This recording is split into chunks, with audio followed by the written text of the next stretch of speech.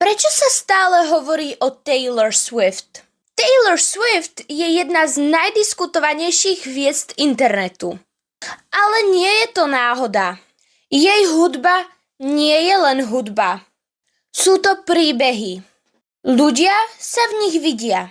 Píše o láske, o rozchodoch, o veciach, ktoré zažil skoro každý.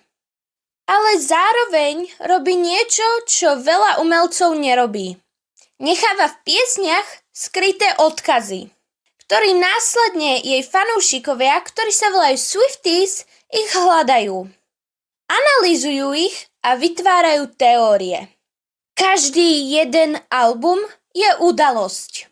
Nie len release, ale moment, o ktorom sa hovorí všade. Na TikToku, na Instagrame, na celom internete. A potom je tu ešte jedna vec. Taylor sa vie neustále meniť. Každá éra vyzerá inak.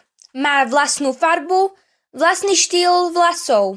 Taktiež každá éra znie inak a má iný príbeh.